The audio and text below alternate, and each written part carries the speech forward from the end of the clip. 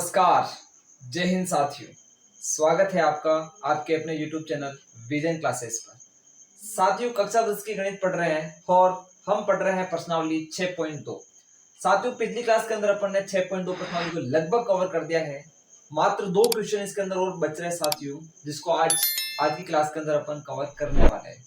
जी हाँ साथियों, हम थेल्स प्रमेय पर आधारित महत्वपूर्ण प्रश्नों को यहाँ पर कंप्लीट कर रहे हैं और बढ़िया आराम से और रोचक तरीके से क्वेश्चनों को कर रहे हैं। अच्छे से उसका डायग्राम बनाना सीख रहे हैं और स्टेप बाय स्टेप उसको सिद्ध करना भी हम यहाँ पर सीख रहे हैं। तो बिना किसी देरी के साथियों, आज की क्लास का मैं शुरुआत करूंगा। तो देखते हैं अपन इसके जो 2 क्वेश्चन शेष है वो किस प्रकार के हैं और उसमें ऐसा क्या बोला जा रहा है, कैसे हम थेल्स प्रमेय को वहां पर लागू करके वहां पर जो चीज हमें सिद्ध करनी है उसको यहाँ पर सिद्ध करेंगे। तो देखिए आप क्वेश्चन, मैं भी यहाँ पर क्वेश्चन को पढ़ लेता हूँ। इसमें बोला जा रहा है साथियों कि ABCD एक समलंब है। पहली बात तो आपको समलंब चतुर्भुज के बारे में जानकारी होनी चाहिए। हम जो बेटा क्वेश्चन कर रहे हैं वो क्वेश्चन नंबर कर रहे हैं 8। कौन सा कर रहे हैं? 8। अभी 6.2 चल रही है। ABCD एक समलंब है तो सबसे पहले तो डायग्राम बनाओ और ABCD एक समलंब है तो ABCD समलंब बना दो। ये होता है एक समलंब चतुर्भुज। क्या होता है? समलंब चतुर्भुज। इसका नाम दे रखा है ABC और D। ठीक है, जैसा क्वेश्चन ने बोला वैसा अपन ने कर दिया। फिर ये बोल रहा है कि जिसमें AB और DC समांतर है। ये AB और DC ये दोनों क्या है? समांतर है। पहली बात हमें पता चली कि AB है वो DC के क्या है? समांतर। ओके, आगे बढ़ते हैं। फिर ये बोल रहा है बेटा कि इसके विकर्ण परस्पर बिंदु O पर प्रतिच्छेद करते हैं। देखिए विकर्ण कौन से होंगे? एक तो विकर्ण होगा BD विकर्ण और एक विकर्ण होगा हमारे पास AC विकर्ण। ये दोनों ही विकर्ण प्रतिच्छेद करते हैं बिंदु O पर। बहुत अच्छी बात है। हमें बताना है कि AO अपॉन BO का जो मान है वो CO अपॉन DO के बराबर है। ओके साहब, तो यहाँ पर हम लिखेंगे, हमें बताना है, दर्शाना है, यानी दर्शाइए। हमें क्या दर्शाना है बेटा? AO अपॉन BO का जो मान है वो CO अपॉन DO के बराबर है। Very good. अब इसको हम कैसे दर्शाएंगे? तो यानी आप समझ गए होंगे कि यह अनुपात दे रखा है और अनुपात वाली चीज बराबर तभी आती है जब थेल्स प्रमेय लगती है। तो पहली बात आप सुनिए, AO upon BO CO upon DO। यहाँ पर देखो AO अपॉन BO और इधर से CO अपॉन DO। ये अनुपात हमें यहाँ पर क्या करना प्यारा साथियों? बराबर लेकर के आना है। इसके लिए हमें एक रचना करनी पड़ेगी और वो रचना कुछ इस प्रकार से है। हमने ये E यानी एक OE लाइन खींची है, वो किसके समांतर खींची है? CD के समांतर। तो रचना के अंदर मैं लिख देता हूं प्यारे साथियों, मैंने OE समांतर क्या किया है? OE समांतर CD किया है। ठीक है, या फिर आप लिख दो DC। क्या लिख सकते हो? DC। यानी मैंने OE DC के समांतर खींची है। DC खुद किसके समांतर चल रहा है? पहले से AB के समांतर चल रहा है। यानी मैंने जिसके समांतर खींची वो खुद किसी और के समांतर है। इसका मतलब ये भी किसके समांतर होगी? AB के समांतर होगी। तो OE AB के भी समांतर हो जाएगी। OE किसके समांतर हो जाएगी? AB के भी समांतर। यानी ये इसके समांतर भी है और ये इसके समांतर भी है, क्योंकि ये दोनों आपस में क्या है? समांतर चल रही है। यहां तक की कहानी आपको क्लियर हो जानी चाहिए। अब मैं त्रिभुज लूंगा और थेल्स प्रमेय लगाऊंगा। तो बेटा सबसे पहले सुनना, इसको यहां से अपन हल करना शुरू कर रहे हैं और यहां देखना, सबसे पहले हम त्रिभुज ले रहे ऊपर वाला, यानी जिसके अंदर ये वाली आपके भुजा आ जाए।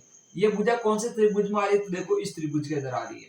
इसका नाम आप दे दो त्रिभुज ACD। इस त्रिभुज में अगर आप ध्यान से देखो तो इस भुजा के समांतर मैंने ये लाइन खींची है कि नहीं खींची है?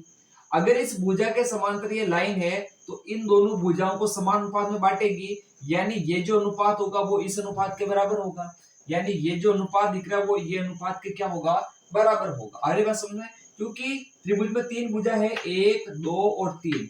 एक भुजा के समांतर मैंने लाइन खींची तो 2 भुजाओं को क्या करेगी? ये तीसरी ये वाली लाइन क्या करेगी? समान अनुपात में बांटेगी। यही हमने थेल्स प्रमेय में पढ़ा था। तो हल में अपन बात करते हैं, त्रिभुज ले रहे बेटा, त्रिभुज है ACD। तो बात करते हैं त्रिभुज ACD में। इस त्रिभुज में आप बोलोगे कि सा OE समांतर है DC के। अपन बोलेंगे चूंकि OE है वो समांतर है DC के। अगर ये इसके समांतर है तो थेल्स प्रमेय लगाएंगे। तो बात करते हैं बेटा थेल्स प्रमेय से।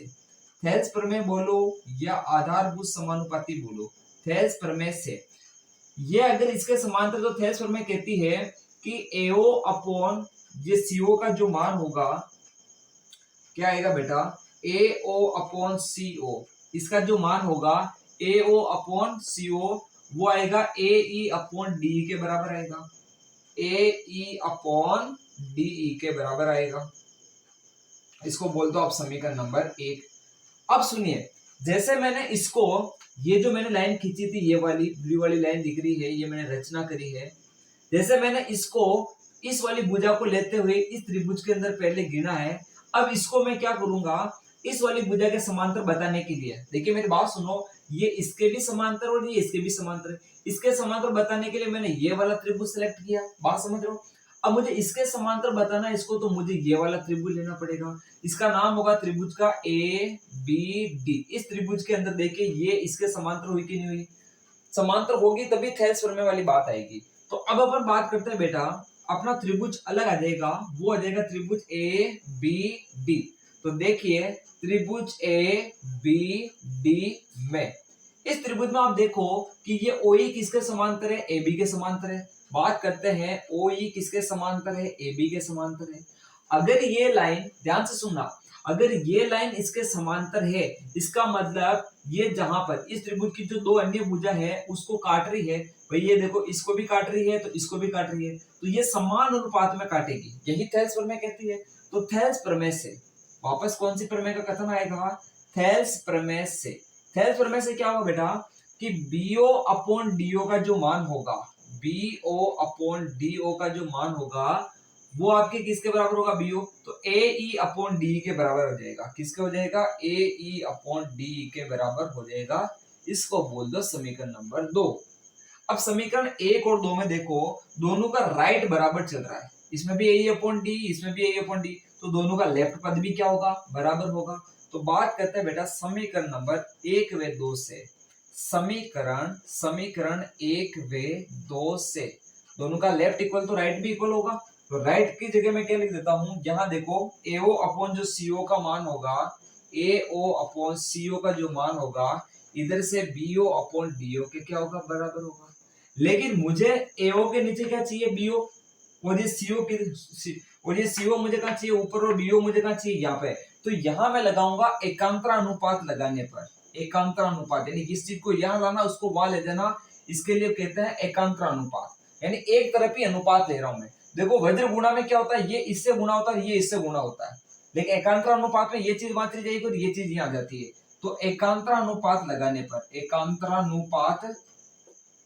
अनुपात लगाने पर, जैसे मैं यह एकांतर अनुपात लगाऊंगा तो बेटा क्या होगा, सुनना, और ये मुझे मिलेगा AO अपॉन ये BO यहाँ आ जाएगा, BO यहाँ आ जाएगा, और CO वहां चला जाएगा, CO अपॉन DO। और यही चीज हमें प्रूव करनी थी कि बेटा AO अपॉन BO का जो मान है वो CO अपॉन DO के क्या है, बराबर है। सिंपल सी बात, अपन ने सिर्फ इतना सा काम किया, एक रचना करी, इसको एक बार ऊपर वाले त्रिभुज के अंदर थेल्स प्रमेय मानी, और फिर एक बार इस वाले त्रिभुज में थेल्स प्रमेय मानी, दोनों जगह थेल्स प्रमेय मानी, तो राइट इक्वल आया तो लेफ्ट भी इक्वल कर दिया, और एकांतर अनुपात लगा दिया लास्ट में, क्योंकि मुझे आंसर इस फॉर्म में चाहिए था। आ रही बात समझ, और अपना काम यहाँ पर हो चुका है। ठीक है साथियों, इस क्वेश्चन को आप नोट करें, एक और क्वेश्चन बच रहा है इसी पर बेस्ट, इसी मतलब समलम चतुर्भुज जो बेस्ट क्वेश्चन है वो उसको भी अपन कंप्लीट करते हैं। तो एक बार इसको नोट करो, फिर अपन आगे बढ़ते हैं। ठीक है, ये स्क्रीन में नहीं आ रहा था, सॉरी, यहाँ स्क्रीन में ले लो इसको। ठीक है, यानी इधर जो आ रहा था AO अपॉन CO था, AE अपॉन DE था, वैसे आप मैं बोल रहा था उसको आपने सुना होगा, फिर भी इसको एक बार ऐसे स्क्रीनशॉट ले लो अच्छे से, फिर मैं वापस ऊपर करूंगा।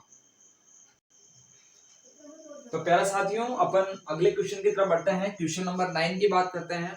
इस क्वेश्चन में क्या बोला जा रहा है आप सुनेंगे ढंग से, मैं पढ़ता हूं, मैंने इसका डायग्राम बना दिया है। एक चतुर्भुज ABCD के विकर्ण परस्पर बिंदु O पर प्रतिच्छेद इस प्रकार से करते हैं कि AO अपॉन BO है वो CO अपॉन DO के बराबर है, AO upon BO CO upon DO के बराबर है। अब मुझे ये बताना बेटा कि ABCD एक समलम चतुर्भुज है, यानी ये जो चतुर्भुज एक समलम है, इसको मुझे सिद्ध करना है, और ये समलंब तब होगा बेटा जब यहाँ पर जो ये सीडी लाइन चल रही है ऊपर और ये एबी लाइन चल रही है, ये दोनों आपस में क्या हो जाए, समांतर हो जाए। क्योंकि समलंब चतुर्भुज में भुजाओं का एक जोड़ा समांतर होता है, भुजाओं का एक जोड़ा क्या होता है, समांतर होता है। तो कैसे भी करके मुझे इस डीसी को एबी के समांतर लाना है, तभी मैं कह पाऊंगा कि ये एक समलंब चतुर्भुज है। तो प्यारे साथियों, सबसे पहले जो दिया गया है उसको थोड़ा सा अपन काम लेंगे। यहाँ बात करते हैं, यहाँ पर देखिए अपन हल शुरू कर रहे हैं। सबसे पहले हमें क्या दे रखा है कि ए ओ जो है अपॉन बी ओ, वो किसके बराबर दे रखा है, सी ओ अपॉन डी ओ के बराबर दे रखा है। यहां मैं लगाऊंगा एकांतर अनुपात, ताकि सीओ यहाँ आ जाएगा और बीओ वहां चला जाएगा।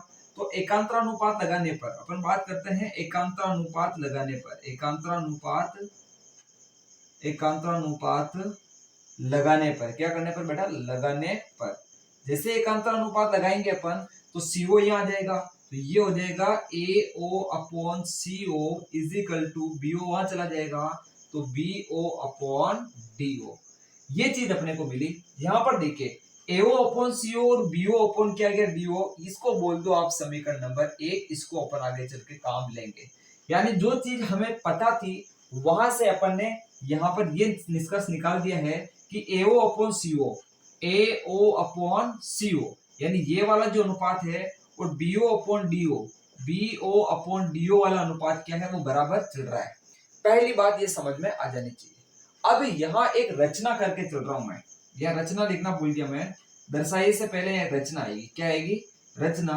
और रचना में सिर्फ इतना सा काम किया अपन ने, ये एक ओई लाइन खींची मैंने इस तरह से, और मैंने बोला कि ये ओई है वो डीसी के समांतर है। बात समझना, एक रचना करी सिर्फ मैंने, ओई समांतर डीसी, सिर्फ इतना सा ध्यान रखो कि मैंने ओई को डीसी के समांतर खींचा। अगर मैं कैसे भी करके इस ओई को एबी के समांतर बता दूं तो उससे क्या फायदा मिलेगा, उससे ये फायदा मिलेगा कि ओई इसके भी समांतर है, इसके भी समांतर है, इसका मतलब ये दोनों भी आपस में क्या हो जाएंगे, समांतर।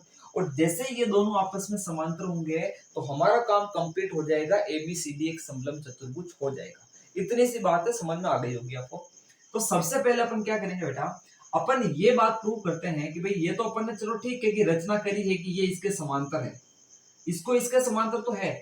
अब मैं कैसे सिद्ध करूं कि ये जो लाइन ओई है वो इस एबी के समांतर होगी। और इसके समांतर होने के लिए आवश्यक क्या है, आवश्यक ये है कि ये जो लाइन इसके समांतर तब होगी जब इस त्रिभुज के अंदर, इस वाले त्रिभुज में ये जो अनुपात है और ये जो अनुपात है दोनों बराबर हो जाए।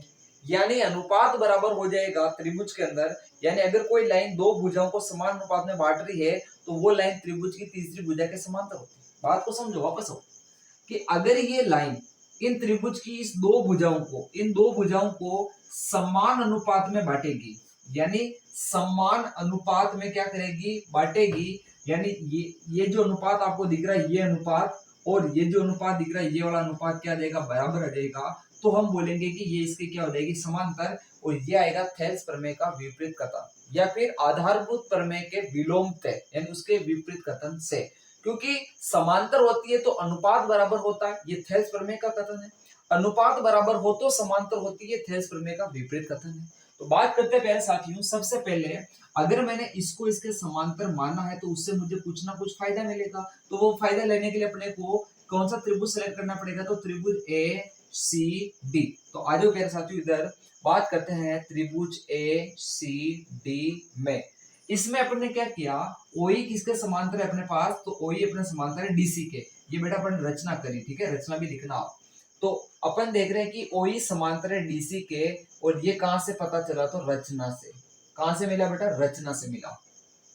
चलो ठीक है, अगर ये इसके समांतर है, इसका मतलब इस त्रिभुज के अंदर ये जो दो भुजा आपको दिख रही है वो समान अनुपात में बटेगी। समान अनुपात का मतलब एओ अपॉन सीओ का जो मान होगा प्यारे साथियों, एओ अपॉन सीओ का जो मान होगा वो बराबर हो जाएगा आपके पास, देखिए ए ई अपॉन डी के। ठीक है, इधर की ये भुजा, इधर की ये भुजा, तो ये बराबर हो जाएगा ए ई अपॉन डी के। इसको बोल दो आप समीकरण नंबर 2। अब मेरी बात सुनो, अभी अपन ने ये पता किया कि AO upon CO BO upon DO के बराबर है। अभी पता चला है कि AO upon CO AE upon DE के बराबर है। इसका मतलब समीकरण 1 और 2 में अगर लेफ्ट साइड आपकी बराबर है तो राइट साइड भी बराबर होगी और अपना काम हो गया है। समीकरण 1 व 2 से, समीकरण 1 व 2 से क्या पता चला कि BO अपॉन DO का जो मान है, BO अपॉन DO का मान है वो आपके AE अपॉन DE के बराबर होगा, क्योंकि लेफ्ट पद बराबर है तो राइट भी बराबर होगा। देखो जैसे अनुपात बराबर आया, ये अनुपात कहां पर चल रहा है, देखो ये चल रहा BO का मतलब ये रहा BO, फिर नीचे आ रहा है DO, ये आ रहा है DO, यानी ये वाला अनुपात, और इधर से देखो AE और DE, यानी ये वाला अनुपात और ये वाला अनुपात बराबर हुआ कि नहीं हुआ। जब ये दोनों अनुपात प्यारे साथियों क्या हो गए, बराबर हो गए, तो ये इसके समांतर होगी कि नहीं होगी। तो अपन बात करते हैं थेल्स प्रमेय के विलोमते या फिर आधारभूत समानुपाती प्रमेय के विलोमते। अतः आधारभूत, वो भी लिख देता हूं, बार बार थेल्स लिख रहा हूं मैं। अतः आधारभूत, वो भी सही है, आप थेल्स प्रमेय का विपरीत कथन बोलोगे तो भी सही है। अतः आधारभूत समानुपाती समानुपाती प्रमेय के विलोमते, प्रमेय के विलोमते, विलोम यानी उसका अपोजिट, विपरीत, विलोमते क्या हो जाएगा भाई, मेरी बात सुनो, ये वाला पार्ट और ये वाला पार्ट का जो अनुपात, ये अनुपात बराबर आया है, इसका मतलब ये वाली साइड इसके समांतर होगी नहीं होगी। इसका मतलब OE समांतर AB, अर्थात OE समांतर AB, अर्थात OE समांतर AB। अब मेरी बात सुनो, अपन ने OE को किसके समांतर खींचा था, DC के समांतर। OE किसके समांतर आ रही है, AB के समांतर आ रही है, यानी अगर ये लाइन इसके भी समांतर है, इसके भी समांतर है, इसका मतलब AB और CD भी क्या होगा, समांतर होगा। अब मैं कह सकता हूं अर्थात स्पष्ट है, स्पष्ट है, स्पष्ट है, क्या स्पष्ट है कि AB समांतर CD होगा। क्या होगा बेटा, AB समांतर CD होगा।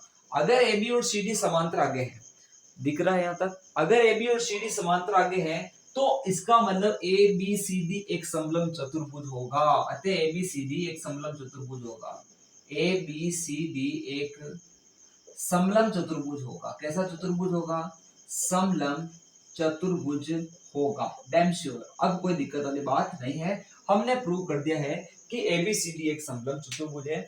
इस लेक्चर को आप एक बार वापस देखें, ढंग से समझे, दोनों क्वेश्चन एक जैसे हैं, इसलिए मैंने इनको बचा के रखा था ताकि एक साथ ये देखोगे तो आपको अच्छे से समझ में आ जाएंगे। तो प्यारे साथियों, आज की क्लास यही तक रहने वाली है। अपन आने वाली क्लास के अंदर आपके जो एक्सरसाइज 6.3 है, प्रश्नावली 6.2, उसको बड़े डिटेल के साथ देखने वाले हैं। चैनल पर नए हो तो चैनल को सब्सक्राइब करें, क्लास कैसी लगी कमेंट बॉक्स में जरूर लिखें, ठीक है। बाकी इसको लाइक करें, आगे से आगे इसको पहुंचाए अपने दोस्तों के पास, साथियों के पास, ठीक है। बाकी मिलते हैं अपन अपनी अगली क्लास के अंदर, ठीक है। अंत में यही कहूंगा आपको कि इंतजार रहे आपको उस क्लास का जो भी शानदार और जानदार होने वाली है। जय हिंद, जय भारत।